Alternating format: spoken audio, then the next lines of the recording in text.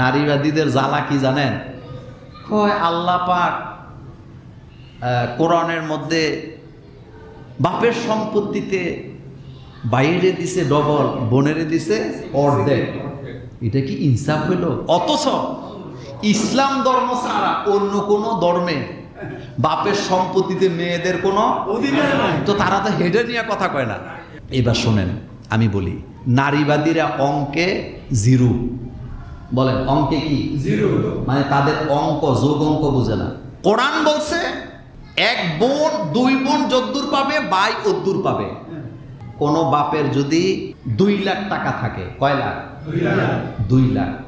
যদি 2 মেয়ে থাকে, 1 ছেলে থাকে, তাহলে ছেলে পাবে 1 লাখ আর মেয়ে পাবে 50। আচ্ছা, আপনাদের কাছে জানতে চাই, আল্লাহ কি ইনসাফ করে না জুলুম করে? আচ্ছা, কিভাবে করছে একটু শোনেন। নারীবাদীরা যে অঙ্কে ফেল, এটা আগে শোনেন।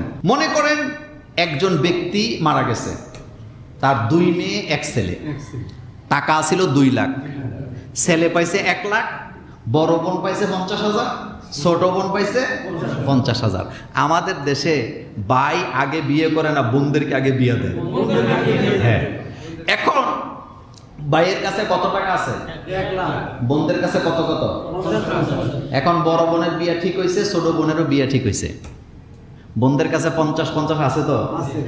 এখন বড় বোনের বিয়ার মোহর 1 লাখ, ছোট বোনের বিয়ার মোহর 1 লাখ। তাইলে বড় বোন ছোট বোন বিয়ের পরে স্বামীর কাছ থেকে 1 লাখ পাইছে। এখন বোনদের কাছে কত? কথা কন না কেন? 1.5 লাখ। ভাইয়ের কাছে কত আছে?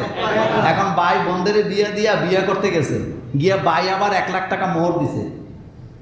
এখন ভাইয়ের কাছে কত? তো এডের জিগার না যায়া পাগল কোথাকার। আচ্ছা, এরপরেও বোনগুলা বোনের জামাইরে লইয়া কার ঘরে আয়ে?